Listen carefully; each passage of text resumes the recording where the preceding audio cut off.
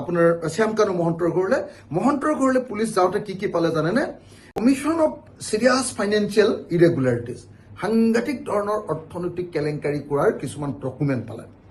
ফৰ্জাৰী মানে 2 নম্বৰী কাগজ বনোৱাৰ বস্তু পালে। Use of fraudulent means for unlawful financial gain, একদম বেআইনী কিছুমান ফাইনেন্সিয়েল লাভ উঠাবৰ কাৰণে কৰা একদম 2 নম্বৰী প্ৰবঞ্চনা কিছুমান পালে। 2 নম্বৰ কি পালে জানেনে? তেওঁৰ ঘৰত এটা অনুষ্ঠানৰ নামত, যিটো অনুষ্ঠানৰ নামত আপোনালোকে জানে যে ট্ৰেণ্ড MMS বুলি কয়, তেওঁৰ যিটো কোম্পানী, তেওঁৰ যিটো আপোনাৰ ট্ৰাষ্ট, সেই ট্ৰাষ্টটোৰ নামতে 2টা পান কাৰ্ড পাইছে। এটা অনুষ্ঠানৰ নামত কেতিয়াও 2টা পান কাৰ্ড থাকিব নোৱাৰে, এইটো ফ্ৰডুলেণ্ট হয়, এইটো টকা পইচা কেলেংকাৰী কৰিবৰ কাৰণে এইটো কৰে বুলি কয়। গতিকে এইটোও প্ৰমাণিত, এইটো পালে। তাৰ পাছত কি কৰিলে? 38টা ষ্টাম্প আৰু চিল পাইছে। ষ্টাম্প এই চিল পেজছে এই 28টা দেই, 38টা নহয়, 28টা পাইছে।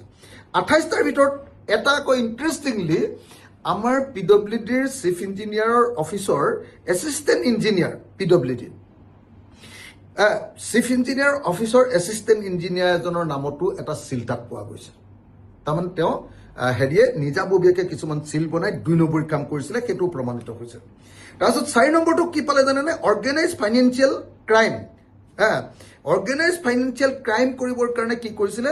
যিটোত prevention of money laundering act 2002, য'ৰ পৰা আমি জানো যে সাধাৰণতে কি হয়, EDয়ে যিবিলাক কেছ লয়, EDয়ে কেছ ল'ব পৰাৰ যোগ্যতা থকা এনেকুৱা বহুত কেলেংকাৰী, অৰ্থনৈতিক কেলেংকাৰী ডকুমেণ্ট পোৱা গৈছে বুলি কৈছে।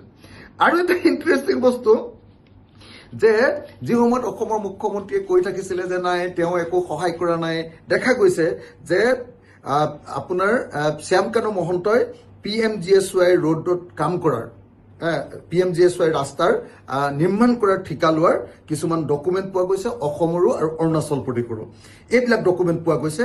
আৰু এই গোটেই ডকুমেণ্টবিলাকৰ পৰা এটা বস্তু প্ৰমাণিত হৈছে যে অৰ্থনৈতিক এটা ডাঙৰ কেলেংকাৰী শ্যামকানু মহন্তই কৰিছিলে বিজেপি চৰকাৰৰ দিনত। আপোনালোকে নিশ্চয় জানে যে সৰ্বানন্দ সোণোৱালৰ দিনত তেওঁ উত্থান আৰম্ভ হৈছিলে অৰ্থনৈতিকভাৱে। তাৰপিছত সেই উত্থানটো হিমন্ত বিশ্ব শৰ্মাৰ দিনত একদম আকাশ চুইছিলেগে, আৰু সেই গোটেই ডকুমেণ্টবিলাক ইয়াত আছে। এতিয়া SP CIDয়ে কৈছে, আসিফ আহমেদে কৈছে যে এই বিষয়টো ডাঙৰ তদন্ত হ'ব লাগে, তাৰ কাৰণে তেওঁ আপোনাৰ ইতিমধ্যে তেওঁ FIR জাৰি কৰিছে। এতিয়া অসমৰ মুখ্যমন্ত্ৰীয়ে শ্যামকানু মহন্তৰ ওপৰত ED লগাব নে নাই?